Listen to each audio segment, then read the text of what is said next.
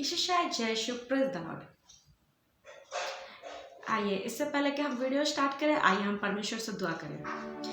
हे जीवते अनुग्रहकारी परमेश्वर दाले पिता, तारनहार पालनहार उद्धारकर्ता प्रेमी परमेश्वर, इस सुंदर समय के लिए प्रभु आपको धन्यवाद देते हुए मेरे राजा कि हम जीवित हैं और एक बार फिर से आपके वचन को सुनने के लिए उपस्थित हुए हैं मेरे राजा।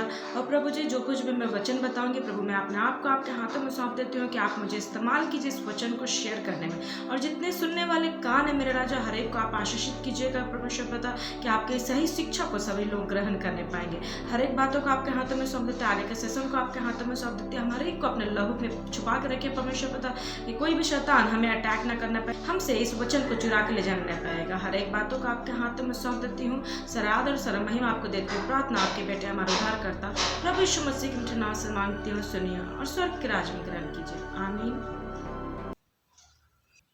पृथ्वी में सबसे पहला जो मनुष्य था वो था आदम। इब्रानी भाषा में आदम, जिसका अर्थ है मनुष्य, उसे सबसे निकाला गया है, जिससे अदामाह, जिसका मतलब है मिट्टी। आदम की रचना कैसे हुई, आइए हम वचन के द्वारा जाने। हम निकालेंगे उत्पत्ति अध्याय 2 उसका 7वीं आयत। उसमें ऐसा लिखा है, तब यहोवा परमेश्वर ने आदम को भूमि की मिट्टी से रचा और उसके नथनों में जीवन का श्वास फूंक दिया और आदम जीवित प्राणी बन गया। इस वचन में साफ साफ लिखा हुआ है कि सचमुच मनुष्य एक पार्थिव प्राणी है, क्योंकि ये भूमि की मिट्टी से रचा गया है, इसलिए भूमि पुत्र भी कहा जा सकता है। तो आदम कहाँ रहता था, हम वचन के द्वारा देखेंगे। हम निकालेंगे उत्पत्ति 2 अध्याय उसका 8वां आयत। उसमें ऐसा लिखा है, और यहोवा परमेश्वर ने पूर्व की ओर अदन में एक वाटिका लगाई और वहां आदम को, जिसे उसने रचा था, रख दिया। यहाँ पर हम देखने पाते हैं कि आदम अदन की वाटिका में रहता था, जो कि पूर्व दिशा में था। इब्रानी भाषा में अदन का अर्थ है आनंद या सुख। अदन की वाटिका मेसोपोटामिया में किसी स्थान में है। तो अब आइए हम देखेंगे कि परमेश्वर ने स्त्री को कैसे रचा।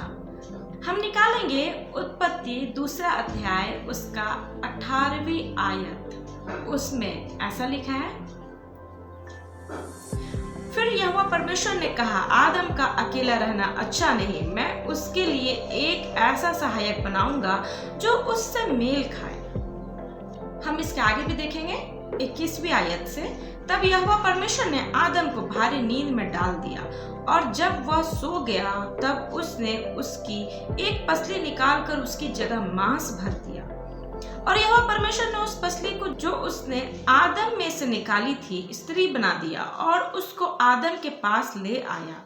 तब आदम ने कहा, अब यह मेरी हड्डियों में की हड्डी और मेरे मांस में का मांस है, इसलिए इसका नाम नारी होगा, जो कि यह नर में से निकाली गई है। यहाँ पर हम देखने पाते हैं कि कोई भी पशु या पक्षी आदम का सहयोगी नहीं बना, इसलिए परमेश्वर ने उसका सहायक बनाया, जो कि एक नारी थी।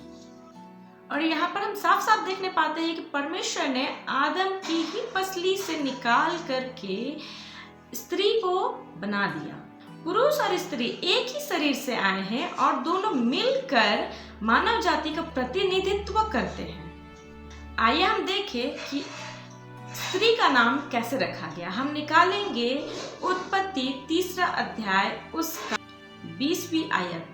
उसमें ऐसा लिखा है, आदम ने अपनी पत्नी का नाम हवा रखा, क्योंकि जितने मनुष्य जीवित हैं उन सब की आदि माता वही हुई। यहाँ पर हम साफ साफ देखने पाते हैं कि आदम ने ही अपनी स्त्री का नाम हवा रखा। इब्रानी भाषा में हवा का उच्चारण जीने या जीवित शब्द के लिए प्रयुक्त शब्द है। जब हम लोग उत्पत्ति 1 अध्याय में देखते हैं सृष्टि का निर्माण, तो उसमें हमने ये देखा कि परमेश्वर ने मनुष्य को अपने समानता में बनाया, अपने स्वरूप में बनाया। परमेश्वर ने सिर्फ पुरुष को ही विशेष नहीं बनाया, परमेश्वर ने स्त्री को भी विशेष बनाया। और इस वचन के अनुसार हम साफ साफ देखने पाते हैं कि परमेश्वर ने हवा को मनुष्य जाति का आदि माता ठहराया है। और आज अंतर्राष्ट्रीय महिला दिवस है, तो मेरी ओर से सभी को हैप्पी वुमेन्स डे और परमेश्वर ने भी महिलाओं को या स्त्री को कहेंगे बहुत ही खास बनाया है, जिसका हम लोग इस वचन में ही साफ साफ देखने पाते हैं कि परमेश्वर ने सिर्फ आदम को ही विशेष और महत्वपूर्ण नहीं बनाया है, बल्कि हवा को भी विशेष और महत्वपूर्ण बनाया है। जितना अधिकार परमेश्वर ने आदम को दिया है, उतना ही अधिकार परमेश्वर ने हवा को भी दिया है। परमेश्वर इस वचन में बहुत आयत से आशीष दे। आइए हम परमेश्वर से दुआ करें। धन्यवाद देते मेरे महान राजा, सुंदर समय के लिए परमेश्वर पिता कि मैं इस समय इस वचन को बांटने पाती हूँ। मेरे राजा, होने दीजिए कि जितने भी सुनने वाले कान है परमेश्वर पिता, वो लोग इस वचन को सही रीति से एक्सेप्ट करने पाएंगे। और आज जो कुछ भी हमने सीखा है, नई बातों को सीखा परमेश्वर पिता, आप अगुवाई कीजिए कि हम इन सारे वचनों को स्मरण रखने पाएंगे। और जब परमेश्वर पिता, जब शैतान हमें अटैक करने की कोशिश करेगा, हमें वचन से नेगेटिविटी लेकर के हमें अटैक करेगा, हमें गिराएगा, तो मेरे राजा आप हमें इस वचन को इस रीति से स्मरण दिलाइएगा कि हम उस शैतान को मात देकर के आगे बढ़ने पाएंगे। हर एक बातों को मेरे राजा आपके हाथों में सौंप देती हूँ। सारा आदर सर्व महिमा आपको देती हूँ। प्रार्थना आपके बेटे हमारे उद्धारकर्ता प्रभु यीशु मसीह मीठे नाम से मांगती हूँ, सुनिए और स्वर्ग के राज में ग्रहण कीजिए। आमीन। Praise the Lord.